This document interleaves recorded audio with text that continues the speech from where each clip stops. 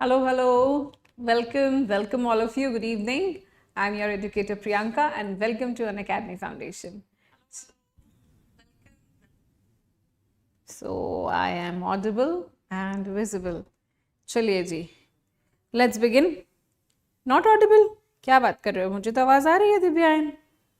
Volume on करो तुम तुम्हारे फ़ोन की या वॉट एवर जो यूज़ कर रहे हो. Yes, I am audible. See? On करो तुम तुम्हारे फ़ोन की. See, I am audible. अच्छा तुमको फिर भी नहीं सुनाई पड़ेगा. मैंने ऑन कर दी तब भी.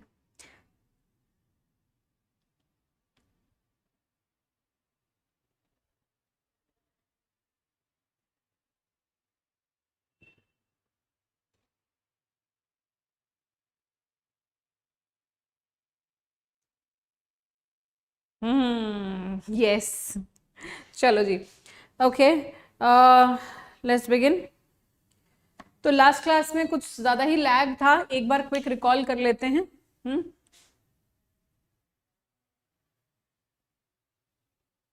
हाँ जी. तो यहाँ से शुरू किया था हमने लास्ट क्लास में. तो लास्ट क्लास में हमने बात करी थी कि calculation of N factor for redox. ठीक है, लैग था तो मैं एक बार फटाफट रिव्यू करा देती हूँ ताकि ये सब चीज़ें आपके लिए बिल्कुल फिंगर टिप्स पे हो जाएं. Fact only one element shows change in oxidation. किसी भी एक नंबर में ऑक्सीडेशन नंबर में चेंज हो रहा है तो हमें क्या करना है, हमें सिर्फ उसके अंदर चेंज इन ऑक्सीडेशन नंबर को देखना है एन फैक्टर कैलकुलेट करने के लिए. जैसे हमने यहाँ पे देखा था कि +7 से +2 जा रहा था मैंगनीज का ऑक्सीडेशन नंबर, तो चेंज कितना है 5 का. So that was the N factor of manganese multiplied for 1 mole. तो यहाँ पे एक ही एटम है इसलिए इसका एन फैक्टर 5 है. लेकिन अगर यहाँ वाला केस देखें ऑक्सिलेट आयन का जिसके अंदर C2O4 है 2-, so carbon each carbon atom पे कितना ऑक्सीडेशन नंबर आ रहा है +3. कन्वर्ट हो रहा है कार्बन डाइऑक्साइड में. ईच कार्बन पे कितना आ रहा है +4. सो चेंज कितने का है 3 से 4. चेंज कितने का है 1 का फॉर 1 एटम. यहाँ कितने हैं 2 एटम्स. सो यहाँ पे एन फैक्टर कितना हुआ 1 × 2 दैट इज 2. राइट. थोड़ा जल्दी कर रही हूँ क्योंकि टाइम काफ़ी निकल चुका है. क्या है अब ठीक है नहीं, इसके बाद से शुरू किया. अरे हाँ, लेकिन टॉपिक तो एक ही है. ओके लो भाई. हाँ तो ये कुछ होमवर्क दिया था. Then oxidation number of all elements. किसी ऐसे कंपाउंड में ऑक्सीडेशन सारे नंबर्स का इंक्रीज हो रहा है या फिर डिक्रीज ही हो रहा है, उस केस में क्या करना है, यहाँ पे सबका इंडिविजुअली ऑक्सीडेशन नंबर कैलकुलेट करना है और फिर जितना चेंज है उसके बाद जो एन फैक्टर है उसको ऐड कर देना है. क्या किया है यहाँ पे देखिए, +2 से +3 गया. कितने का चेंज है 1 का चेंज है. 1 एटम था. ऑक्सिलेट आयन कार्बन +3 से +4 में गया. कितने का चेंज है 1 एटम के लिए 1 का चेंज है. यहाँ 2 एटम है इसलिए इसका एन फैक्टर आया 2. दोनों को ऐड कर दिया. क्यों कर दिया, 2 से ज्यादा हो तो क्या करेंगे सबको ऐड कर देंगे. 2 से ज्यादा हो तो क्या करेंगे सबको ऐड कर देंगे. क्यों, क्योंकि हम क्या कैलकुलेट कर रहे हैं, एन फैक्टर क्या होता है एक्सचेंज ऑफ इलेक्ट्रॉन्स पर मोल, एक्सचेंज ऑफ चार्ज पर मोल. सो कितना चार्ज एक्सचेंज हो रहा है हमें वो गिनना है. ठीक है, वो गिनना है. तो यहाँ पे 2 एटम्स, यहाँ देखो वैसे देखा जाए तो 3 एटम्स है, 2 कार्बन के और 1 आयरन का. ठीक है ना, देखा जाए तो यहाँ 3 एटम्स है, एलिमेंट्स 2 हैं. देन नेक्स्ट वन, ये भी हमने कुछ इसी तरह से किया था. अगले टाइप पे चलते हैं. मैंने आपको ये होमवर्क दिया था. ओके नेक्स्ट, होपफुली आपने कर लिया होगा homework. Oxidation number of one element increases and the other decreases. एक एलिमेंट का ऑक्सीडेशन नंबर बढ़ रहा है दूसरे का कम हो रहा है, यानी कि कुछ इलेक्ट्रॉन्स आ रहे हैं और कुछ इलेक्ट्रॉन्स जा रहे हैं. तो हमें नेट चेंज देखना था. Right, net change. तो टोटल जितने आ रहे हैं माइनस टोटल जितने जा रहे हैं उनका डिफरेंस हम लेंगे. राइट, देखो यहाँ पे हमने क्या किया है, एन फैक्टर n2 - n1, या इसका हमें सिर्फ मैग्नीट्यूड कंसिडर करना है. इस एग्जाम्पल के अंदर हमने बात करी थी आयरन +3 से +2 में जा रहा है, यानी कि पर एटम यानी कि पर मोल 1 मोल इलेक्ट्रॉन का चेंज है, पर एटम 1 इलेक्ट्रॉन का चेंज है. यहाँ कितने एटम्स हैं 2 एटम्स हैं. सो एन फैक्टर इसका हो गया था 2. और सल्फाइड में हमने -2 से +4 में जाते देखा. कितने का चेंज देखा 6 का चेंज देखा. 1 एटम के लिए 6 का चेंज है तो 3 एटम के लिए 6 3 18, टोटल चेंज है 18 का. अब 18 इलेक्ट्रॉन आ रहे हैं, नहीं आ रहे हैं, ऑक्सीडेशन हो रहा है, loss of electron. Okay, 18 electrons जा रहे हैं और रिडक्शन हो रहा है, 2 इलेक्ट्रॉन्स आ रहे हैं. तो चेंज कितने का हुआ n2 - n1. N2 या N1 किसी को भी कंसिडर कर लो, राइट। मैग्नीट्यूड से मतलब है हमें तो दोनों को सब्ट्रैक्ट करना है क्योंकि नेट डिफरेंस यही है, ठीक है। मुझे 500 रुपए दिए और मुझसे 250 रुपए वापस ले लिए, ठीक है। मुझे 500 रुपए दिए, 250 रुपए वापस ले लिए, कितने का चेंज हुआ, बस वही चेंज हमें यहाँ कैलकुलेट करना है, कितने इलेक्ट्रॉन आए और कितने चले गए, नेट डिफरेंस कितना आया, वही है इसको निकालने का एन फैक्टर। अलग अलग एलिमेंट्स, अलग अलग एटम्स हो तो उन सब के कितने आए, टोटल कितने आए। मैंने एक एग्जांपल किया था यहाँ पे ऐसा, तो हाँ ये रहा, see this one, right. Ion 3 से 2, यानी कि लॉस ऑफ इलेक्ट्रॉन कितना है, सॉरी गेन ऑफ इलेक्ट्रॉन यहाँ कितना है, यहाँ रिडक्शन हो रहा है तो गेन ऑफ इलेक्ट्रॉन कितना है, एक electron into 2 atoms, total 2 electrons gain हो रहे हैं। लॉस कितने का है देखो, -3 से, ये -3 से सल्फाइड जो है कहाँ जा रहा है, -2 से कहाँ जा रहा है, -2 से सल्फेट बन रहा है तो +6 जा रहा है, और सल्फर डाइऑक्साइड बना रहा है तो +4 ऑक्सीडेशन स्टेट में जा रहा है। तो आप चेंज देखो, -2 से +6 कितने का चेंज है, 8 इलेक्ट्रॉन्स का चेंज है। फिर यानी कि 8 इलेक्ट्रॉन्स जो है क्या हुआ है, इनका ऑक्सीडेशन हुआ है, यानी कि 8 इलेक्ट्रॉन्स लूज हुए हैं फेरस सल्फेट बनाने में। और फिर एक एटम ने कितने इलेक्ट्रॉन्स लूज किए हैं, 4 और ये 2 6 इलेक्ट्रॉन्स लूज किए हैं सल्फर डाइऑक्साइड बनाने में। मतलब अलग अलग दो हिस्सों में लॉस हुआ है। तो आपको टोटल गिनना है। टोटल देखो हमने यहाँ क्या किया था, हमने टोटल गिना था, कितना लॉस ऑफ इलेक्ट्रॉन्स हो रहा है, 16 + 6। देखो ये 16 + 6 टोटल लॉस, डिफरेंस लिया किसका, कितना गेन हुआ, तो डिफरेंस लेना है आपको। ऐसे 5-7 एटम्स भी हो जिनमें गेन हो रहा हो इलेक्ट्रॉन, तो टोटल गेन कितना हुआ, टोटल लॉस कितना हुआ, उनका डिफरेंस, राइट। आई थिंक दिव्यायन ने या किसी ने क्वेश्चन पूछा हुआ है, ठीक है ना। तो आई होप अब आपको ये बात क्लियर हो गई होगी, जिनका भी डाउट था ये, है ना। एक से ज्यादा आइटम से तो क्या करना है, आपको ये क्लियर हो गया होगा। तो आपको नेट ट्रांसफर देखना है।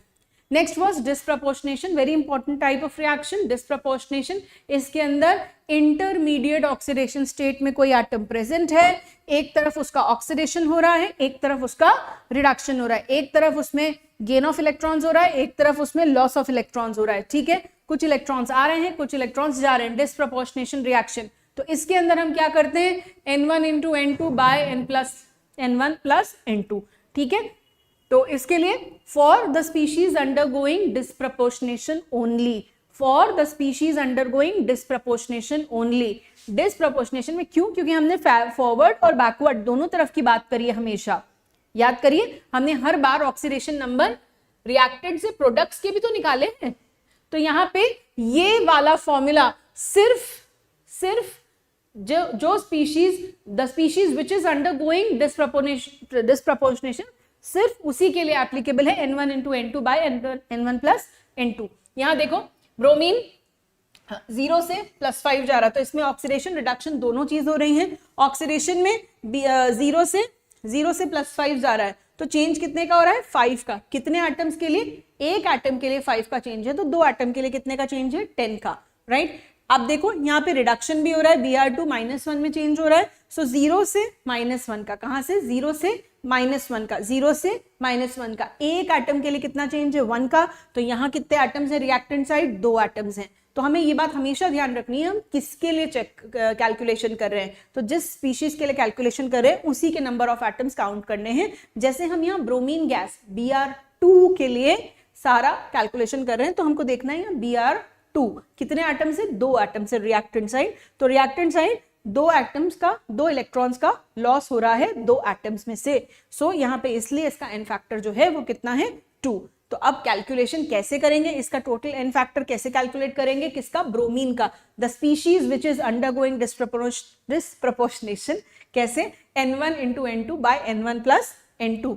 N1 था 10, N2 था 2, 10 × 2 20/12। तो ये आया अपना 5/3, ठीक है। सो अब यहाँ पे BrO3- क्या इसका भी हम N1 × N2 / N1 + N2 लगाएंगे, नहीं, ना इसमें ना इसमें। यहाँ पे हमें क्या देखना है, रिवर्स जाएंगे तो क्या होगा, Br +5 से कितने में चेंज हो रहा है, 0 का, +5 से 0 में। BrO3- +5 से जीरो में, +5 से जीरो में कितने का चेंज है, 5 का चेंज है, कितने एटम्स के लिए, एक एटम के लिए, इसलिए इसका एन फैक्टर कितना है 5, Br +5 से जीरो, ठीक है, एक एटम के लिए, so N factor is 5, change in oxidation number. Here also Br -1, इसका ऑक्सीडेशन नंबर कितना है, -1 है, -1 से ये गया zero, increase in oxidation number, कितने का चेंज है, 1 का चेंज है, सो एन फैक्टर इज 1। जो मैं आपसे कह रही थी कि ये वाला फॉर्मूला सिर्फ इस ब्रोमीन के लिए अप्लाई करना है, क्योंकि सिर्फ इसी स्पीशीज में डिस्प्रपोर्शनेशन हो रहा है, इसमें या इसमें नहीं हो रहा है। अगर हम रिवर्स की बात करें तो दिस स्पीशीज इज अंडरगोइंग, अगर ये रिएक्शन रिवर्स होती, अगर ये रिएक्शन रिवर्स होती तो बताओ क्या हो जाती, कॉन प्रपोर्शनेशन हो जाती, क्या हो जाती, कॉन प्रपोर्शनेशन। क्या होती है कॉन प्रपोर्शनेशन, एक हायर और एक लोअर ऑक्सीडेशन स्टेट से जाके रिएक्टेंट प्रोडक्ट जब बनाते हैं तब वो एक इंटरमीडिएट ऑक्सीडेशन स्टेट में जाते हैं। मैंने इसका एक क्वेश्चन भी दिया था, ठीक है, यहाँ पे तो ये रिवर्स हो जाती, तो उस केस में एक का ऑक्सीडेशन होता, एक का रिडक्शन होता, ठीक है। So here this species is undergoing disproportionation. तो ये वाला एन फैक्टर का फॉर्मूला हम इसी के लिए इस्तेमाल करेंगे, ना कि इसके और इसके लिए। इसको हम वही सिंपल मेथड से करेंगे जैसे अभी हमने पहले सीख के आए हैं, change in oxidation number, right. चलिए यहां दिए थे मैंने आपको कुछ क्वेश्चंस, शुरुआत करते हैं इनसे और आगे बढ़ते हैं। इसके बाद कुछ नहीं है ना, हाँ यस, ऑलराइट। होमवर्क क्वेश्चन दिए थे ये, क्लोरीन 0 -1, यहां क्या हो रहा है, इंक्रीज इन ऑक्सीडेशन नंबर, ठीक है, -1 sorry decrease in oxidation number, और यहां पे कितना आएगा +5, ठीक है। ये कितना है, एक के लिए कितने का चेंज है, एक के लिए कितने का चेंज है, 0 से +5, 0 से +5, 5 का चेंज इंटू 2, 5 का चेंज, एन फैक्टर कितना आया इसका 5 इंटू 2, ये हो गया मतलब N1 नॉट एन फैक्टर, ठीक है। ये कितना हो गया 10, एंड क्लोरीन में कितना हुआ है, 0 से -1, N2 जो है वो कितना है, 0 से -1, 0 से -1 कितने का चेंज है, 0 से -1, 1 का चेंज है एक एटम के लिए, so into 2 will give you 2। तो एन फैक्टर क्लोरीन का कितना हो गया, एन फैक्टर क्लोरीन का हो गया 10 इंटू 2/10 + 2, ये हो गया अपना 20/12, दैट इज 5/3। क्लोरीन का हो गया 5/3। देन इधर क्लोराइड का, अब देखो इसके लिए कैसे चेंज, -1 से 0, -1 से 0 विल गिव यू -1 से 0, तो इसका एन फैक्टर कितना है 1, एन फैक्टर कितना है 1, एक ही एटम है, एक एटम -1 से 0, so changes 1, and here N factor कितना है इसका 5 से 0, 5 से 0, 5 का चेंज, कितने का चेंज, 5 का चेंज, कितने एटम्स के लिए, एक एटम के लिए, सो एक ही एटम है यहाँ पे, so N factor is 5 here. Next one H2O2, H2O2 -1 peroxide है, हाइड्रोजन परऑक्साइड, -1 से ये है -2 और ये है 0, डिस्प्रपोर्शनेशन रिएक्शन, -1 से -2, डिक्रीज इन ऑक्सीडेशन नंबर, कितने का चेंज है, कितने का चेंज है, एक का चेंज है, कितने एटम्स के लिए, एक एटम के लिए, कितने का चेंज है, एक का चेंज है, कितने एटम्स के लिए, 1 एटम के लिए, सो यहाँ पे 1 इंटू 2, यहाँ कितने एटम्स है, 2 एटम्स है, so here N1 is equal to 2, and -1 से 0, -1 से 0 ऑक्सीजन बन रही है, -1 से 0 कितने का चेंज है, -1 से 0 एक का चेंज है, कितने एटम्स के लिए, 2 एटम्स के लिए, कितने एटम्स के लिए, 2 एटम्स के लिए, ठीक है, 1 इंटू 2, ठीक है। तो यहां पे एन फैक्टर कितना हो गया, N factor N1 into N2 by N1 plus N2, कितना हुआ, 2 2 = 4 and 2 + 2 4, that is equal to 1, तो 2/2 + 2 ये देगा आपको 1, ठीक है। सो हाइड्रोजन परऑक्साइड का यहाँ पे एन फैक्टर कितना हो गया 1। Good evening Adarsh, hello Hitesh, you are back.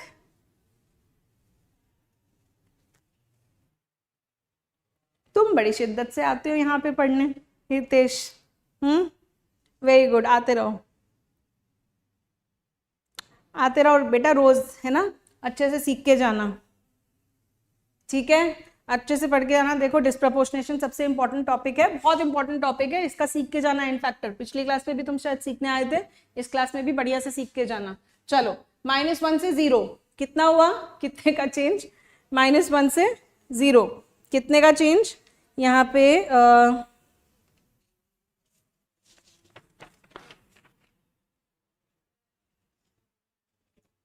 चलो जल्दी जल्दी मुझे वाटर के अंदर जो ऑक्सीजन है इसका इन फैक्टर निकाल के बताओ कितना निकला।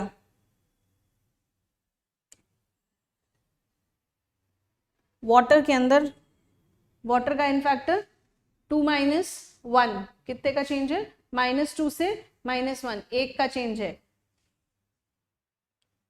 क्या लिख रहे हो तुम दिव्यायन, किसका आंसर दिया है तुमने मुझे ये?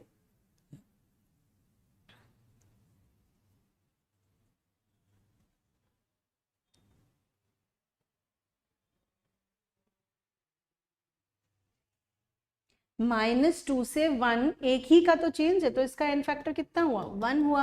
और 0 से -1, 0 से -1, एक का चेंज, एक मोल इलेक्ट्रॉन का चेंज 2 एटम्स के लिए। सो 2 एटम्स के लिए कितना हो जाएगा, एन फैक्टर इसका कितना हो जाएगा, 2। ठीक है, तो हम जब रिवर्स बात करेंगे, हाँ वही मैंने सोचा तुम क्या ही लिख रहे हो। हाँ तो हर स्पीशीज का लिखना है दिव्यायन, हर स्पीशीज का लिखना है, लेकिन तुम कैलकुलेट कैसे कर रहे हो, रिवर्स जाएंगे जब क्या होगा, जब हम -2 से -1 ही तो देखेंगे। देखो यहाँ पे इधर आने के लिए जिस स्पीशीज का डिस्प्रपोर्शनेशन हो रहा है उसी के लिए n1 × n2 by n1 + n2 करते हैं। लेकिन आप देखो यहाँ पे डिस्प्रपोर्शनेशन नहीं हो रहा है, water is not disproportionating to hydrogen peroxide. Water का क्या हो रहा है, -2 से -1 जा रहा है। वाटर में जो ऑक्सीजन है उसका क्या हो रहा है, -2 से -1, ऑक्सीडेशन नंबर कम हो रहा है, यानी कि रिडक्शन हो रहा है। ठीक है, और 0 से -1 ऑक्सीडेशन नंबर बढ़ रहा है, सॉरी नॉट कम हो रहा है, -2 से -1 ऑक्सीडेशन नंबर बढ़ रहा है, वाटर से ये ऑक्सीडाइज हो रहा है हाइड्रोजन पेरोक्साइड में। और यहाँ पे 0 से -1 जा रहा है तो डिक्रीज हो रहा है। ठीक है ना, तो आप यहाँ पे उसको ऑक्सीडेशन या रिडक्शन से समझोगे, ना कि ये डिस्प्रपोर्शनेशन नहीं है, इसका डिस्प्रपोर्शनेशन हो रहा है। ये बात ध्यान रखिए, इस बात को क्लियरली दिमाग में बिठा लीजिए, एक बार पॉज लेके ध्यान से देखिए इस चीज को, यहाँ गलती नहीं होनी चाहिए। ठीक है, चलिए नेक्स्ट वन, फॉस्फोरस। फॉस्फोरस का ऑक्सीडेशन नंबर देखें किस किसने सही किया है। लेट मी सी फॉस्फोरस के केस में क्या किया है आपने। फॉस्फोरस के केस में लेट मी सी किसका किसका क्या क्या आया है। फॉस्फोरस के केस में आपने ऑक्सीडेशन नंबर कितना निकाला है, लेट मी सी। चलो फॉस्फोरस के केस में लेट्स सी, P4 0, pH3 -3 है यहाँ पे, और यहाँ पे कितना है, 2 × 2 = 4, 4 - 2, एंड यहाँ पे आ जाएगा फॉस्फोरस का +1। ठीक है, चलो 0 से -3, लेट्स सी 0 से -3 कितने का चेंज है, 0 से -3 कितने का चेंज है, 3 का चेंज है, लेकिन कितने एटम्स के लिए, एक एटम के लिए, और यहाँ कितने 4, सो 3 × 4 = 12। कितने का चेंज है भाई, कितने का चेंज है यहाँ पे, n1 कितने का चेंज है, 4, 0 से -3 मैंने गलत लिख दिया, 4 एटम्स है, चलो ठीक है 4 एटम्स है, और एक के लिए कितने का चेंज है, 3 का चेंज है, तो यहाँ पे हो गया n1 12, यहाँ पे हो गया n1 12। ठीक है, अगला देखो 0 से जा रहा है ये +1, ये कितने का चेंज है, 1 का चेंज है, 0 से जा रहा है +1, ये कितने का चेंज है भाई, ये 1 का चेंज है, तो इसका n फैक्टर 2 यहाँ पे कितना हो गया, 0 से 1, 1 × 4 कितना हो गया, 4। अब निकालो जरा P4 का n1 × n2 by n1 + n2, so 12 × 4, 12 × 4 48, divided by 12 + 4 16, तो 3 आ जाएगा। ठीक है, यहाँ कहाँ निकालूं, जगह ही नहीं बची मेरे पास तो। n फैक्टर इसका हो गया कितना, 12 × 4 by 12 + 4, 48 by 16 will give you 3। Sulphur के लिए जगह नहीं बची है। ठीक है, ठीक है मैम, सिर्फ मैग्नीट्यूड को कंसिडर करेंगे। हाँ जी बिल्कुल, सिर्फ मैग्नीट्यूड को कंसिडर करेंगे। क्यों, क्योंकि हम नंबर गिन रहे हैं, चार्ज तो क्या बता रहा है, आए हैं कि गए हैं, हमको क्या कंसिडर करना है, सिर्फ नंबर ऑफ इलेक्ट्रॉन्स। ठीक है, चलो आगे बढ़े। Yes, next one, sulphur. Sulphur sulphur colour change करते हैं। सल्फर के लिए 0 से कहाँ जा रहा है, ये -2, और Na2S2O3 जल्दी निकालो इसके अंदर ऑक्सीडेशन नंबर। इसके अंदर सल्फर का ऑक्सीडेशन क्या आएगा, जल्दी से बताओ। जल्दी से बताओ, 0 से -2 कितने का चेंज है? 2 का चेंज है, ठीक है। N1 2 का चेंज है और यहाँ पे एक ही एटम है इसलिए 2। 0 से +2 ये भी 2 का चेंज है, 0 से +2 ये भी 2 का चेंज, और कितने एटम्स हैं? 1 ही एटम है इसलिए 2 का चेंज हो गया, राइट। तो यहाँ पे n फैक्टर कितना निकला? सल्फर का n फैक्टर कितना निकला? N1 2 into 2 by 2 plus 2, 2 into 2 by 2 plus 2 that is 4, ठीक है। ऊपर नीचे दोनों जगह 4, तो n फैक्टर आया 1, n फैक्टर आया 1, मैंने डायरेक्टली लिख दिया, जगह नहीं है। नेक्स्ट वन, इनका और इनका निकालो। -2 से 0 कितने का चेंज है? 2 का चेंज है, तो n फैक्टर कितना हुआ इसका? -2 से 0 n फैक्टर हो गया इसका भाई 2। इस वाले के लिए देखिए Na2H2O3, इसके लिए +2 से 0। अब ध्यान से देखना, सबका n फैक्टर सेम नहीं है। +2 से 0 कितने का चेंज है? 2 का चेंज है। एक एटम के लिए 2 का चेंज है, कितने एटम्स हैं? 2 एटम्स हैं। सो इसका n फैक्टर यहाँ पे कितना हो गया? 2 into 2 that is 4। n factor इसका Na2H2O3 में सल्फर का n फैक्टर कितना है? 4। Next one was disproportionation reaction. Moving on to the next one. Next one was comproportionation reaction. अभी तक तो हमने डिसप्रपोर्शनेशन करा और ये वाला है कॉन प्रपोर्शनेशन। कॉन प्रपोर्शनेशन क्या होता है? Reverse of disproportionation. अभी एक स्पीशीज ऑक्सीडाइज हो रही है, एक स्पीशीज रिड्यूस हो रही है और जा रही है किसी इंटरमीडिएट ऑक्सीडेशन स्टेट में। यहाँ पे निकालो जल्दी से ऑक्सीडेशन नंबर। ClO माइनस में क्लोरीन का ऑक्सीडेशन नंबर कितना होगा? +2 और ये हो गया +1। +1 कितना हुआ इसका? +1, ठीक है। और क्लोराइड में -1 दिख रहा है, क्लोरीन गैस 0। +1 से 0, +1 से 0, +1 से 0 कितने का चेंज है? 1 का चेंज है। N1 कितना हुआ? मतलब N1 तो क्या, यहाँ का इसका n फैक्टर कितना हो जाएगा? +1 से 0 1 हो जाएगा। यहाँ पे n फैक्टर कितना हुआ? क्लोरीन का, क्लोराइड आयन का n फैक्टर कितना हुआ? -1 से 0 कितने का चेंज है? 1 का चेंज है। कितने एटम्स है? एक ही एटम से, तो उसका n फैक्टर 1 हो गया। अब हाउएवर क्लोरीन का कितना हो गया यहाँ n फैक्टर? n फैक्टर कितना हुआ इसका? N1 into N2 by N1 plus N2, ठीक है। N1 इंटू N2 कैसे निकला? इसके लिए 0 से -1 कितने का चेंज है? 1 का चेंज है। कितने एटम्स के लिए? एक एटम के लिए। कितने एटम के लिए? एक एटम के, 2 एटम्स के लिए। यहाँ पे एटम्स कितने हैं? 2, ठीक है, 2 एटम्स हैं। और यहाँ पे 0 से -1 में जा रहा है, कितने एटम्स हैं? 2 एटम्स हैं, ठीक है। चेंज तो 1 का ही है, इंटू 2, सो 2 इंटू 2 बाय 2 प्लस 2। सो इसके अंदर क्लोरीन का n फैक्टर हो गया कितना? 1। 4/4 दैट इज 1।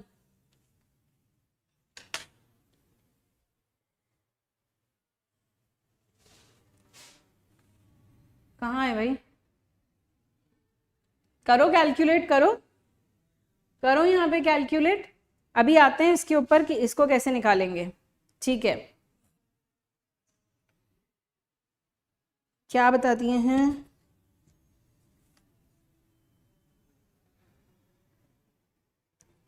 क्या चीज बता दिए हैं? नहीं नहीं, 0 नहीं होता है बेटा n फैक्टर, ये स्पेक्टेटर आयन है। अभी आ रहे हैं, उसी पे आ रहे हैं, आज का नेक्स्ट टॉपिक ही वही है, ठीक है। चलो नेक्स्ट आगे बढ़ते हैं। आई होप आपने ये सारा कर लिया होगा। नेक्स्ट टॉपिक पे चलते हैं। नेक्स्ट टॉपिक, 0 नहीं होगा दिव्यांग, 0 नहीं हो सकता। 0 का मतलब है कि ना तो इलेक्ट्रॉन ट्रांसफर हुआ है ना गेन हुआ है ना। ऐसी स्पीशीज को हम कुछ और बोलते हैं।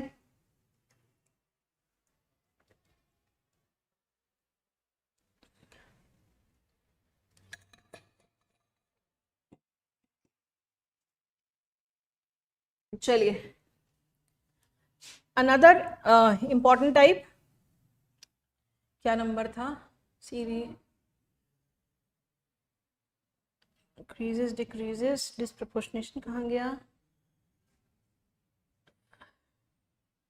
क्या है? सेकंड, ये है थर्ड टाइप, ये है फोर्थ टाइप, है फिफ्थ टाइप, ठीक है। Fifth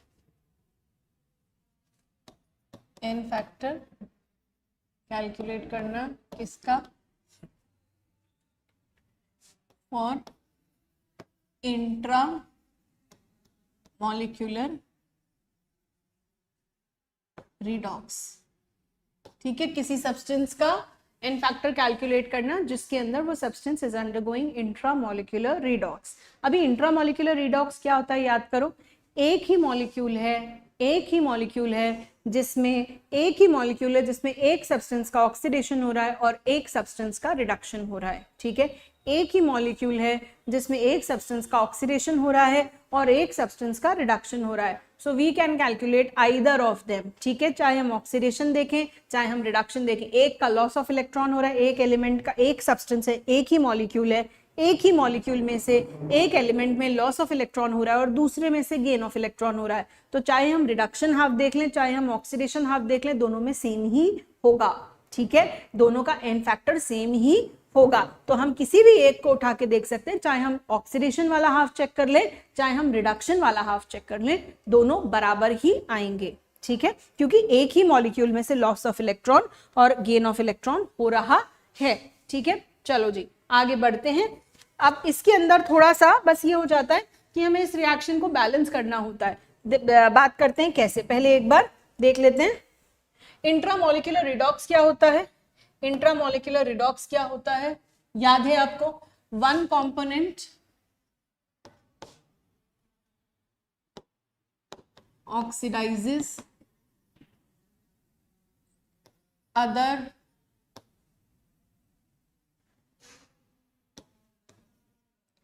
other one reduces.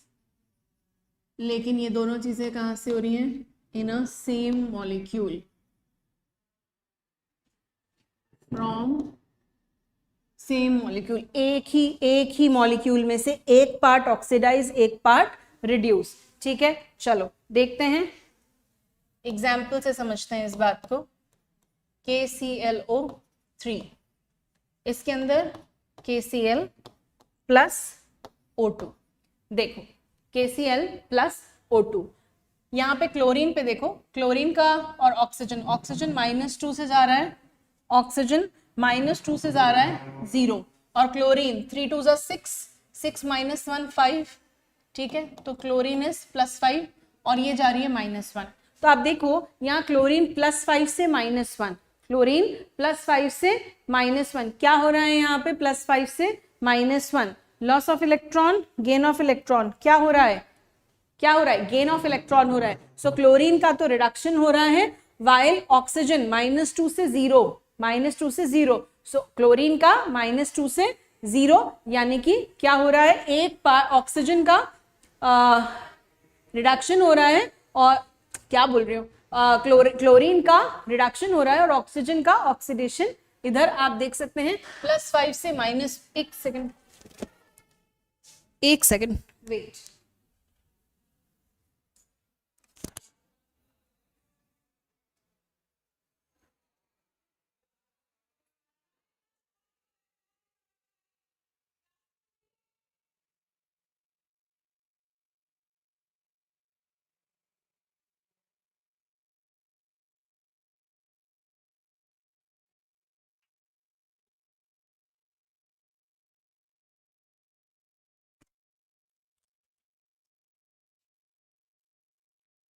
Sorry children, it was quite noisy. हाँ, रिपीट कर रहे हैं। और ऑल राइट वेट। सो यहाँ +5 से -1, ऑक्सीडेशन नंबर रिड्यूस हो रहा है, तो यहाँ पे क्लोरीन का रिडक्शन हो रहा है और ऑक्सीजन -2 से 0 यानी कि ऑक्सीडेशन नंबर जो है वो इंक्रीज हो रहा है। राइट, तो यहाँ पे ऑक्सीडेशन हो रहा है। सो एक ही मॉलिक्यूल, इंट्रामोलिक्यूलर रिडॉक्स, एक ही मॉलिक्यूल में एक पार्ट क्लोरीन जो है वो रिड्यूस हो रही है और ऑक्सीजन जो है वो ऑक्सीडाइज हो रही है। एक पार्ट से लॉस ऑफ इलेक्ट्रॉन हो रहा है, एक पार्ट से गेन ऑफ इलेक्ट्रॉन हो रहा है। सो इसको कहते हैं इंट्रामोलिक्यूलर रिडॉक्स। ठीक है, सो इसको कहते हैं हम इंट्रामोलिक्यूलर रिडॉक्स। और जल्दी से बस अब हम इसका एन फैक्टर निकाल सकते हैं। किसी भी एक को स्टडी कर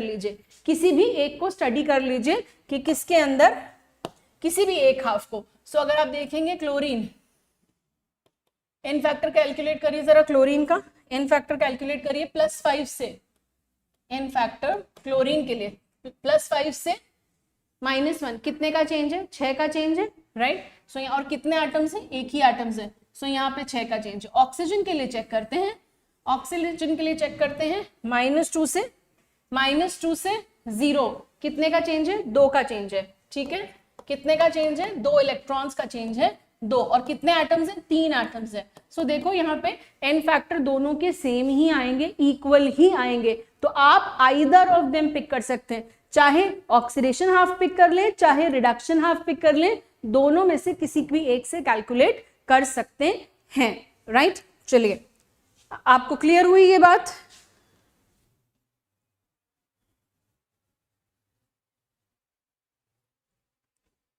बेटा ये इंट्रामोलिक्यूलर रिडॉक्स है, ये इंट्रामोलिक्यूलर रिडॉक्स है रोहित, ये इंट्रामोलिक्यूलर रिडॉक्स है, ठीक है। चलिए, ये अलग अलग केसेस हैं, ये अलग अलग केसेस हैं, उसके अंदर अलग अलग मॉलिक्यूल्स में ये बात करी थी, इसमें एक ही मॉलिक्यूल में ये बात हो रही है, ठीक है। किसी में ऑक्सीडेशन नंबर इंक्रीज और डिक्रीज की जब बात करी है वो अलग अलग मॉलिक्यूल्स में करी, इसके अंदर एक ही मॉलिक्यूल में ये सारी चीजें हो रही हैं, ठीक है। चलिए अगला क्वेश्चन, इसी के अंदर और एग्जाम्पल्स देखते हैं, और एग्जाम्पल देखते हैं। चलिए एग्जाम्पल अमोनिया, खटाखट निकालिए ऑक्सीडेशन नंबर और रिडक्शन, सॉरी क्या बोल रहे हैं, एन फैक्टर निकालिए क्विकली, ठीक है। जल्दी से एन फैक्टर निकालिए।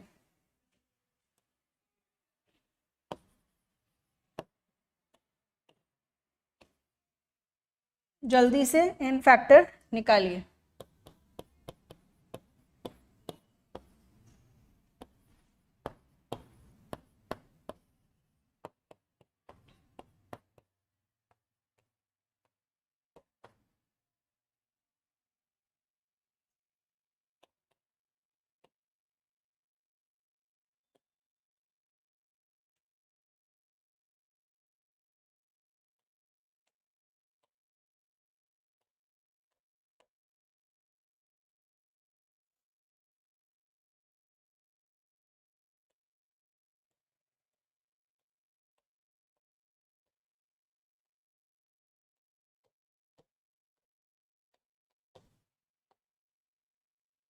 चलिए जल्दी से मुझे सेकंड वाली इक्वेशन जल्दी से करिए।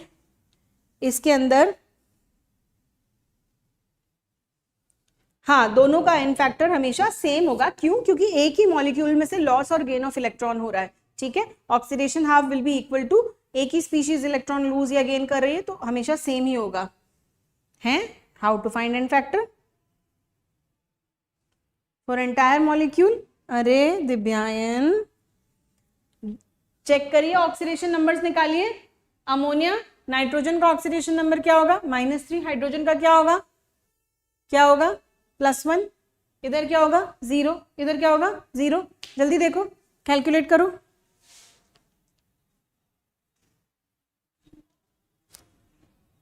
पूरे मॉलिक्यूल का ही है, ठीक है।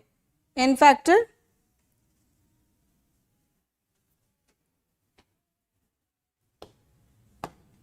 -3 +1, इधर 0, इधर 0।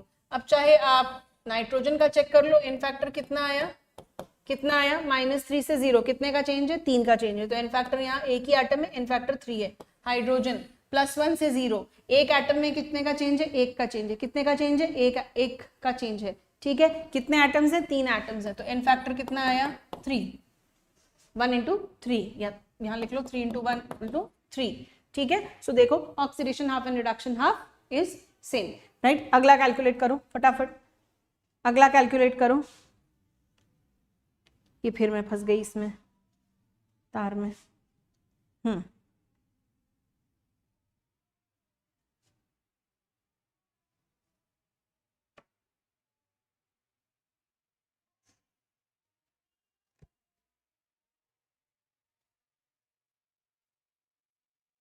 जल्दी से नेक्स्ट बताइए, अमोनियम डाइक्रोमेट का।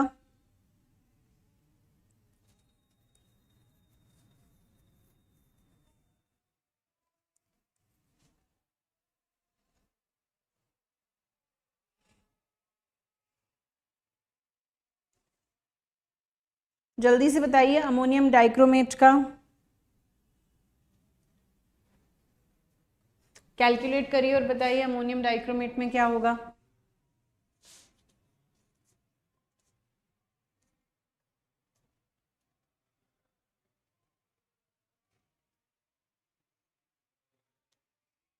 किसका n फैक्टर 3 है? n फैक्टर 3 है, चेक करो चेक करो चेक करो। n फैक्टर एक जना 4 बता रहे हैं।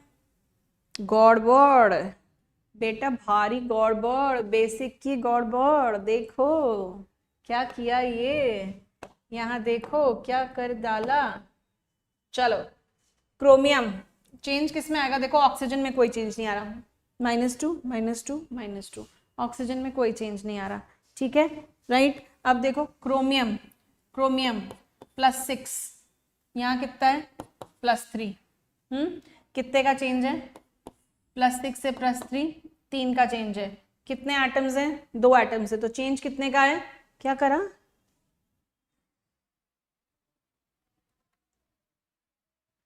क्या करा? वो सॉरी, मैंने फॉर्मूला ही नोट डाउन कर लिया। अच्छा 8 या फिर अच्छा फॉर थर्ड निकाल दिया। हाँ तो थर्ड ही तो कर रहे हैं, हाँ तो थर्ड ही तो कर रहे हैं, थर्ड ही तो कर रहे हैं। क्रोमियम को कंसिडर करो, +6 से +3 जा रहा है, कितने का चेंज है? 3 का चेंज है। कितने का चेंज है? 3 का चेंज है। कितने एटम्स हैं? 2 एटम्स हैं, तो 2 एटम्स के लिए इसका n फैक्टर कितना हुआ? 6 हुआ। अब यहाँ नाइट्रोजन देखो, हाइड्रोजन कितना है भैया? +1, नाइट्रोजन कितना है? -3, -3 से ये जा रहा है 0 में, -3 से ये जा रहा है 0 में। कितने का चेंज है? 3 का चेंज है। n फैक्टर देखो चेक करो, यहाँ कितने का चेंज है? -3 से 0, 3 का चेंज है। एटम कितने नाइट्रोजन के? ये भी तो देखो, ये भी तो देखो, कितने एटम्स हैं? 2 एटम्स हैं नाइट्रोजन के। कितने एटम्स हैं? 2 एटम्स हैं, तो चेंज कितने का हुआ? 3 × 2, 3 × 2, 3 × 2, 6। सो ऑक्सीडेशन एंड रिडक्शन हाफ दोनों सेम होंगे, ठीक है। चलो अगला करो, अगला चेक करो। कोई बात नहीं, देखो भाई कार्य कठिन है अतः करने योग्य। 1 बार में होगा, 2 बार में होगा, 3 बार में होगा, लेकिन होगा। अगर आप डिटरमिन्ड हैं तो हो ही जाएगा, ठीक है ना। कार्य कठिन है अतः करने योग्य है। So keep your morals high, करते चलिए। गलतियां होंगी, गलतियां अच्छी होती हैं, कोई बात नहीं, गलतियां हमें सिखाती हैं, राइट। अरे भाई -4 कैसे होगा? ये अमोनियम नाइट्रोजन का कैसे हो जाएगा -4? भूल गए भूल गए भूल गए स्ट्रक्चर। अमोनियम, अमोनियम का स्ट्रक्चर कोऑर्डिनेट बॉन्ड है, कोऑर्डिनेट बॉन्ड है, कोऑर्डिनेट बॉन्ड है। कितना हो जाएगा? 3 होगा कि 4 होगा? स्ट्रक्चर याद करो, पेजेस पलटो। रोहित पेजेस पलटो, स्ट्रक्चर याद करो। अमोनियम का -3 होगा, नाइट्रोजन। अगर तुमने क्लास मिस करी है तो हमने यहाँ पे स्ट्रक्चर्स डिस्कस करे थे, तो आप एक बार स्ट्रक्चर्स वाला वो टॉपिक देखना जिसके अंदर कोऑर्डिनेट बॉन्ड है, तो आपको यहाँ समझ में आ जाएगा कि नाइट्रोजन का हमने -3 क्यों लिया है, ठीक है राइट। अगला वाला करिए। हाँ जी, मैंगनीज का।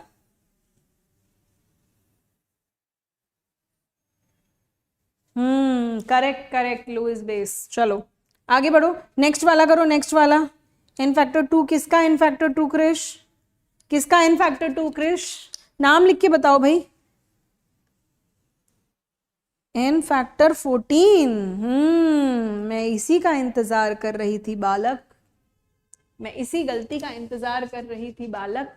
यहाँ पे आपको बस एक चीज समझानी थी, वो इंट्रा मॉलिक्यूलर रिडॉक्स के अंदर आपको 4 के अंदर मैं आपसे इसी गलती का इंतजार कर रही थी। ये गलती है, थोड़ी देर होल्ड करिए, आपको ये गलती अपने आप नहीं समझ में आएगी, ये मुझे समझानी है, ठीक है।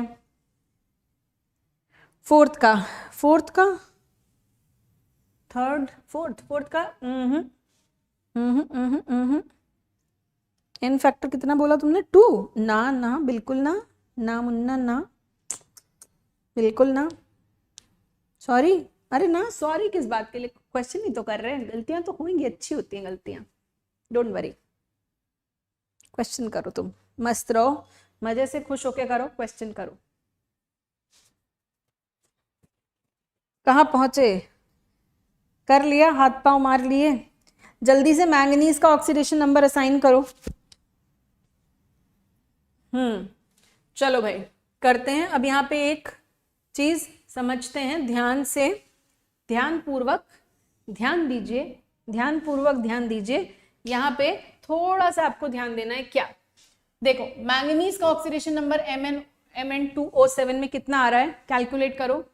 7 2 ज़ा 14, 7 2 ज़ा 14 प्लस 14 डिवाइड बाई 2, ये आ गया अपना +7। ठीक है, इधर कितना है, 3 2 ज़ा 6, 6 से आ गया ये +3, इतना ही आया है। पहले बताओ मुझे ऑक्सीडेशन नंबर सही आया है क्या, +3 आया है क्या? ठीक है, चेंज कितने का है, चेंज कितने का है, एन फैक्टर चेंज कितने का है, 7 से 3 में गया, कितने का चेंज है, 7 से 3 में गया, कितने का चेंज है, 4 का चेंज है। कितने एटम्स के लिए, एक एटम के लिए। यहाँ कितने, 2, तो यहाँ पे 4 × 2 कितना हुआ, 8। कितना हुआ, 8। अब आपने क्या किया है, ये ऑक्सीजन कितना है, -2, ये वाला ऑक्सीजन कितना है, -2, ये है 0। सो -2 से 0 कितने का चेंज है, 2 का चेंज है। कितने का चेंज है, 2 का चेंज है। और कितने एटम्स हैं, 14 एटम्स है। सो आपने एन फैक्टर निकाला है कितना, 2 × 7 विल गिव यू 14। और यही आपसे हो गई है भारी गलती। भारी गलती कैसे, ध्यान दीजिए। ऑक्सीजन के यहाँ कितने एटम्स हैं, 7। कितने एटम्स हैं, 7। 7 में से कितनों का ऑक्सीडेशन नंबर चेंज हो रहा है, देखो 7 में से 3 का ऑक्सीडेशन नंबर तो -2 ही है। 7 में से 3 का ऑक्सीडेशन नंबर तो चेंज ही नहीं हुआ। आपने कितना कैलकुलेट कर लिया, आपने तो पूरा कैलकुलेट कर लिया। 3 में से 7 में से 3 का तो चेंज ही नहीं हुआ है। कितने का चेंज हुआ है, ओनली 4। अब क्या करना है, हमको यहाँ रिएक्शन को करना होता है बैलेंस, और इसी के साथ जो इक्विवेलेंस कॉन्सेप्ट का पर्पस है वो यहाँ डिफीट हो जाता है। ठीक है, क्या पर्पस होता है कि हमें रिएक्शन बैलेंस ना करनी पड़े, लेकिन इंट्रामोलिकुलर रिडॉक्स के अंदर हमें इक्वेशन जो है बैलेंस करनी पड़ जाती है, ये चेक करने के लिए कि कितने एटम्स यहाँ पे कितना रिएक्शन कर रहे हैं। तो अब आप देखिए 3 यहाँ पे यूज हो गए, बचे कितने, 4। तो 4 के लिए आप यहाँ पे करेंगे रिएक्शन को बैलेंस और यहाँ लगाएंगे 2। कितने एटम्स हो गए, मैंगनीज 2 थे, ऑक्सीजन 7 है, 7 में से 3 ये रही और 4 ये रही, 7। So correct answer would be कितना, 2 का चेंज तो है, N factor, correct N factor कितना हुआ, चेंज कितने का है, 2 का चेंज है। कितने एटम्स के लिए, सिर्फ 4 एटम्स के लिए। सो इनटू 4 विल गिव यू 8। अब आप देख लीजिए ये 8 और ये 8 मैच कर रहे हैं। ठीक है, तो जितना ऑक्सीडेशन हाफ में चेंज हुआ है उतना ही रिडक्शन हाफ में, यानी कि एक तरफ से इलेक्ट्रॉन का लॉस हुआ है, दूसरी तरफ से इलेक्ट्रॉन्स का गेन हुआ है, एक ही मॉलिक्यूल्स में से। ठीक है, एक ही मॉलिक्यूल्स में से। बात समझ आई, बात समझ आई, बात समझ आई कि नहीं आई, जल्दी बता दो। चलो ठीक है, अगर समझ आ गई है तो अगला क्वेश्चन करो। पेज बदल लेते हैं, अगला क्वेश्चन करो।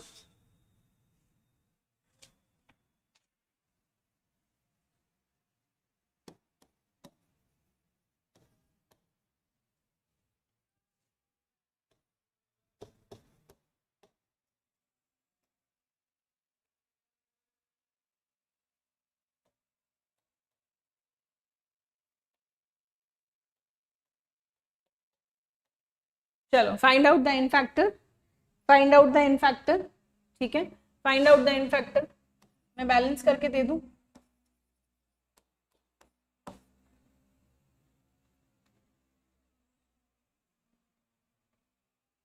Find out the in factor in each. ठीक है, चलो इन फैक्टर फाइंड आउट करो, अब मेरे ख्याल से कर लोगे।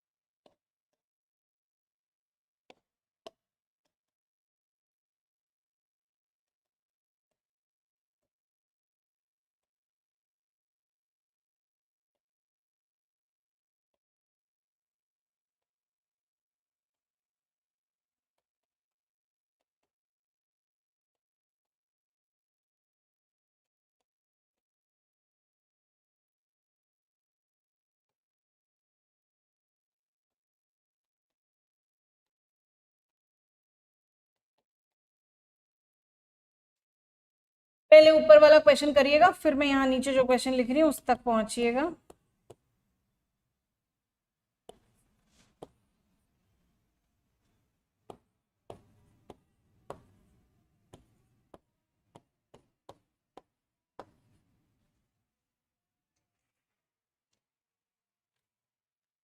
हाँ हाँ मैं वेट कर रही हूँ।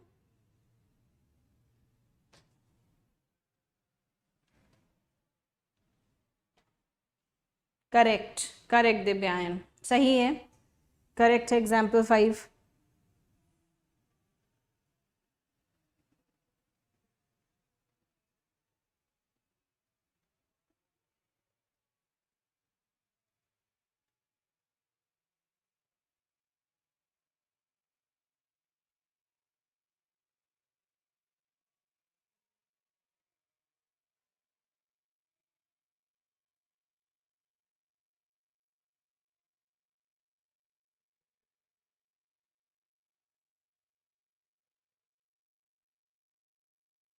करेक्ट है, इन फैक्टर 4 ही आ रहा है।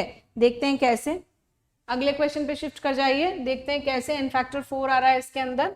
लेट्स सी कि MnO4 प्लस 7, MnO4 माइनस इसके अंदर 4 2 ज़ा 8, 8 minus 2, 8 minus 2 will give you 6, तो यहाँ पे प्लस 6 जा रहा है, ठीक है, प्लस 6, ठीक है, प्लस 6। इसके बाद MnO2 में इसका ऑक्सीडेशन नंबर जाएगा 2 2 ज़ा 4 प्लस 4, और ये हो गया अपना 0।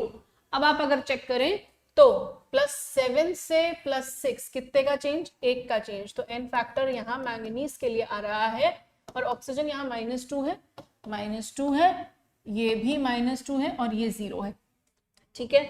तो अब यहाँ पे चेक करें तो 1 का चेंज है, एन फैक्टर आ रहा है 1। ऑक्सीजन के अंदर कितने का चेंज है, ऑक्सीजन -2 से जा रहा है कितने में, कितने आइटम्स जा रहे हैं आप देखिए, 4 और ये 2 6, 4 और 2 6, -2 में ही है, यानी कि 6 आइटम्स में कोई चेंज नहीं हुआ है। चेंज हुआ है तो कितने में हुआ है, चेंज हुआ है तो कितने में हुआ है, सिर्फ 2 ही आइटम्स में चेंज हुआ है। -2 से 0 कितने का चेंज है, -2 से 0 2 का चेंज है, और कितने आइटम्स में, 2 आइटम्स में, ठीक है। सो ऑक्सीडेशन नंबर यहाँ पे एन फैक्टर प्लस 1 तो 1 जा रहा है, और एक मैंगनीज का और भी हमने चेक नहीं किया, ये कितना है मैंगनीज, इसका एन फैक्टर +7 से +4 कितने का चेंज है, 3 का चेंज है। तो टोटल एन फैक्टर दोनों को मिला के फॉर मैंगनीज के लिए एन फैक्टर कितना हो गया, 1 + 3 = 4, और ऑक्सीजन के लिए -2 से 0 कितने एटम्स, 2 एटम्स, ठीक है। So N factor for oxygen 2 electrons का change for 2 atoms will equal to 4, ठीक है, +4 एंड -4। सो यहां पर भी हमको बैलेंसिंग का ध्यान रखना था। अगला question, identify whether this is an intramolecular redox और नॉट। अगर है तो इसका आप oxidation N factor find out करिए, इंट्रामोलिक्यूलर रिडॉक्स है कि नहीं है। बोथ इज इक्वल,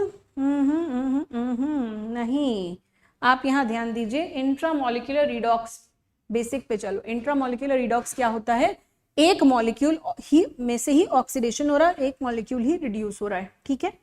अब एक हाफ ऑक्सीडाइज हो रहा है, एक हाफ रिड्यूस हो रहा है, ठीक है। इसके अंदर देखो यहाँ कौन है, आर्सेनिक, सल्फर, ऑक्सीजन कहाँ से आया भाई, ऑक्सीजन कहाँ से आया, मीडियम से, कहाँ से आया, मीडियम से, ऑक्सीजन मीडियम से आया। इसका मतलब ये जो भी कार्यक्रम हो रहा है, ऑक्सीजन का आ जाना, ठीक है, यहाँ पे जो भी लॉस और गेन ऑफ इलेक्ट्रॉन हो रहा है, बाहर से कोई और आ रहा है, कौन आ रहा है, मीडियम से कोई और आ रहा है, कौन आ रहा है, ऑक्सीजन आ रहा है। यहाँ रिएक्टेंट में था क्या, नहीं। कब होता है इंट्रामोलिक्यूलर रिडॉक्स, जब इनमें से एक स्पीशीज ऑक्सीडाइज होती है और एक स्पीशीज रिड्यूस होती, तब होता। एक में से लॉस ऑफ इलेक्ट्रॉन होता, दूसरे में से गेन ऑफ इलेक्ट्रॉन होता, तब ये इंट्रामोलिक्यूलर रिडॉक्स होता। So this is not a intramolecular redox, ये एक नॉर्मल रिडॉक्स रिएक्शन है। बात समझ में आई, क्योंकि मीडियम ऑक्सीजन, आप देखो यहाँ पर देखो, पोटेशियम, मैंगनीज, ऑक्सीजन, बाहर से कहीं से कुछ नहीं आया है। इसके अंदर देखो जरा ध्यान से, इसके अंदर बाहर से ऑक्सीजन आ रहा है, कहां से आ रहा है, बाहर हवा से नहीं, मीडियम से, ठीक है। पिछली वाली में भी चेक करो, जल्दी चेक करो, potassium potassium, chlorine chlorine, oxygen oxygen, अगली वाली नाइट्रोजन हाइड्रोजन, इधर ammonium dichromate, nitrogen chromium oxygen hydrogen, सब यहीं से आ रहा है। उसमें भी चेक कर लो, सबके अंदर यहीं से आ रहा है, ठीक है। तो ये वाली रिएक्शन, दिस इज, यहां पे मतलब आपको यही ध्यान दिलाना था, नॉट एन इंट्रामोलिक्यूलर रिडॉक्स। इसका आप normal change in oxidation number से इसका ऑक्सीडेशन नंबर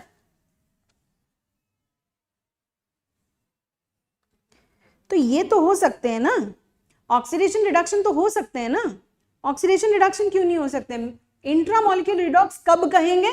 जब एक ही मॉलिक्यूल, बाहर से कुछ नहीं आना चाहिए, उसी मॉलिक्यूल में से ऑक्सीडेशन हो रहा है, उसी में से रिडक्शन हो रहा है, तो हो सकते हैं, ठीक है। चलो भाई, नेक्स्ट है, नेक्स्ट टाइप है, आप जो पूछ रहे थे, जो आपका डाउट था, example, next type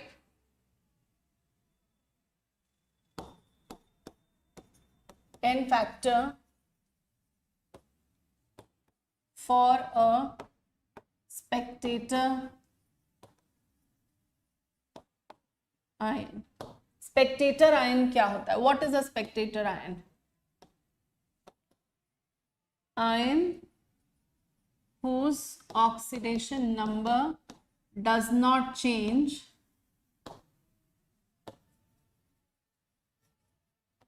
during a redox reaction। यानी कि जिसके ऑक्सीडेशन नंबर में कोई चेंज नहीं आता भाई, जिसके ऑक्सीडेशन नंबर में कोई चेंज नहीं आता, वो एक स्पेक्टेटर आयन है, राइट, वो एक स्पेक्टेटर आयन है। तो यहाँ पे हम उसका ऑक्सीडेशन नंबर क्या चेंज करेंगे? जब एक, क्या होता है स्पेक्टेटर आयन? जैसे मैंने अभी आपने अभी मेरे से पूछा था कि NaOH में Na का ऑक्सीडेशन नंबर क्या होगा, ये हम कैसे कैलकुलेट करें, क्योंकि Na का तो ऑक्सीडेशन नंबर चेंज ही नहीं हो रहा है, ये तो एक स्पेक्टेटर आयन है। क्या कहेंगे हम उसे? पहले तो हम उसे नाम क्या देंगे? Spectator ion. जब किसी आयन का ऑक्सीडेशन नंबर चेंज ना हो तो हम उसे कह रहे हैं स्पेक्टेटर आयन। अभी आपने इतनी बार, हमने जितनी भी रिएक्शंस करी, जहां पे भी हमने पोटेशियम परमैंगनेट यूज किया, क्या हमने पोटेशियम का एक भी बार ऑक्सीडेशन नंबर कैलकुलेट करा?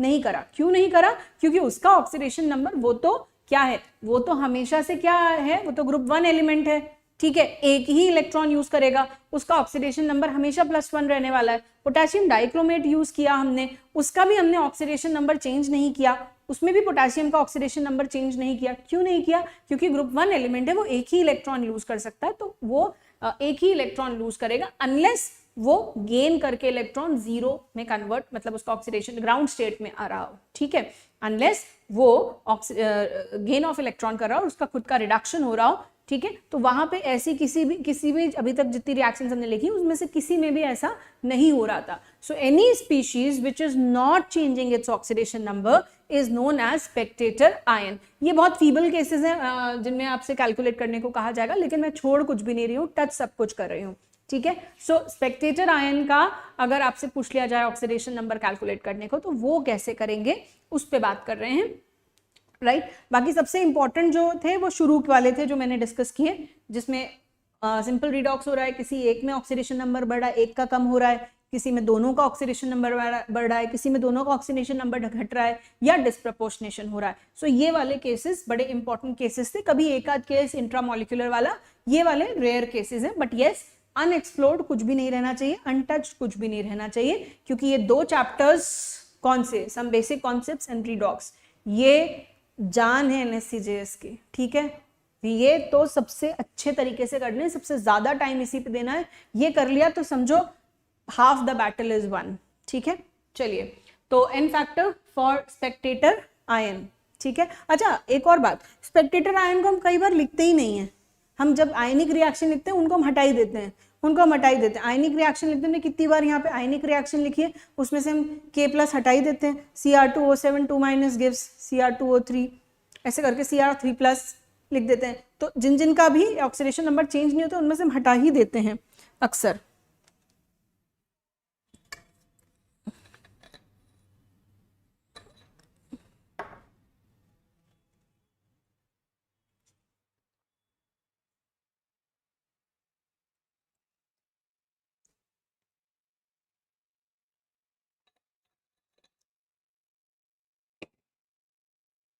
चलो एग्जाम्पल से समझते हैं।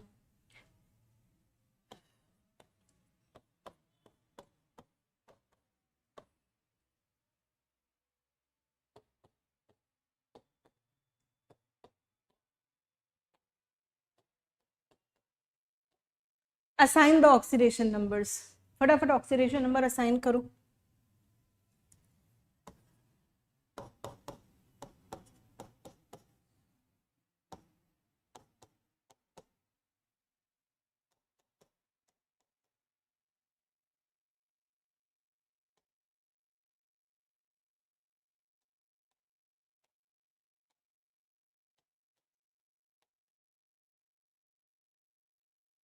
देखो क्लोरीन का ऑक्सीडेशन नंबर में चेंज हो रहा है राइट। और कहाँ कहाँ ऑक्सीडेशन नंबर में चेंज हो रहा है, और बस पोटेशियम में कहीं ऑक्सीडेशन नंबर में चेंज नहीं हो रहा है। सिर्फ ये एक डिस्प्रपोर्शनेशन का एग्जांपल है, ठीक है।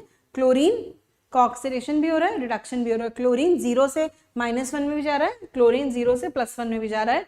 तो क्लोरीन के अलावा बाकी जितने भी आयंस हैं, क्लोरीन के अलावा बाकी जितने भी आयंस हैं जिनके ऑक्सीडेशन नंबर में कोई चेंज नहीं हो रहा है, देखो पोटेशियम +1 +1 +1, रिएक्शन से पहले भी +1, रिएक्शन के बाद भी +1, तो ना तो इसने ऑक्सीजन इलेक्ट्रॉन गेन किया है ना लूज किया है। सो ये एक स्पेक्टेटर आयन है। सिमिलरली ऑक्सीजन और हाइड्रोजन में भी आप देखेंगे इस रिएक्शन के अंदर कोई चेंज नहीं आ रहा है, उन्होंने भी ना तो इलेक्ट्रॉन लूज किया है ना ही गेन किया है। सो ऐसे केसेस में पोटेशियम को हम क्या कहेंगे, यहाँ पे हम क्या कहेंगे, पोटेशियम को क्या कहेंगे, स्पेक्टेटर आयन। क्या कहेंगे, स्पेक्टेटर आयन।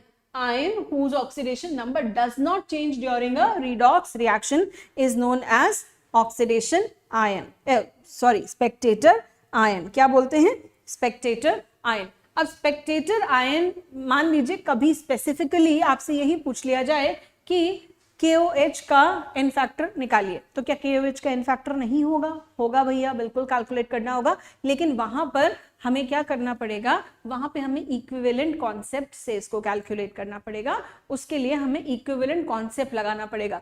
क्या होता है इक्विवेलेंट कॉन्सेप्ट, याद है क्या, कि जब भी कोई रिएक्शन हो रही है equivalence of A is equal to equivalence of B, equivalence of A is equal to equivalence of B। So यहाँ पे हमको क्या करने की जरूरत है, यहाँ पे हमको इक्विवेलेंस, हाँ बिल्कुल है क्रिश, बिल्कुल है, ठीक है, बिल्कुल है स्पेक्टेटर, क्योंकि उनमें भी कोई चेंज नहीं आ रहा। मैंने आपको यही बोला कि क्लोरीन के अलावा बाकी किसी में कोई चेंज नहीं आ रहा है। मैंने एक केस स्पेसिफिक लिया है कि मैं KOH की बात कर रही हूँ, इसलिए मैं बार बार पोटेशियम पे फोकस कर रही हूँ। बाकी हाइड्रोजन और ऑक्सीजन के भी मैंने ऑक्सीडेशन नंबर्स लिखे और बताया है कि इनमें भी कोई चेंज नहीं आ रहा है। तो क्लोरीन के अलावा बाकी सब स्पेक्टेटर आयंस हैं, राइट, ठीक है। तो अब यहाँ पे हम जल्दी से क्या करते हैं, हम सबसे पहले क्लोरीन का एन फैक्टर कैलकुलेट करो। किस लिए करो, जल्दी से करो। देखो क्लोरीन के अंदर एन फैक्टर कितना हो जाएगा, 0 से -1 का चेंज, कितने का चेंज है, 1 का। N1 कितना आ रहा है, 0 से 1 1, कितने एटम्स के लिए, 2 एटम्स के लिए। सो यहाँ पे 1 × 2 विल गिव यू 2, 2 एटम्स के लिए चेंज कितने का हो गया, 2 का। फिर 0 से +5 कितने का चेंज, 5 का चेंज, कितने का चेंज, 5 का चेंज, कितने एटम्स के लिए, 1 एटम्स के लिए। यहाँ कितने हैं, 2, तो 2 एटम्स के लिए चेंज कितना हुआ, N2, डिस्प्रपोर्शनेशन हो रहा है ना, N2 क्या हो रहा है, 2 × 5 विल गिव यू 10, ये 0 इसका ऑक्सीडेशन नंबर है। सो क्लोरीन का एन फैक्टर कितना हो गया, N1 × N2 will give you N1 + N2, कितना हो गया इसका एन फैक्टर, 20/12, दैट वाज 5/3, ठीक है ना। क्लोरीन का एन फैक्टर आ गया यहाँ पे 5/3। अब हमने लॉ ऑफ इक्विवेलेंस पढ़ा था, वो क्या कह रहा था कि इक्विवेलेंस ऑफ A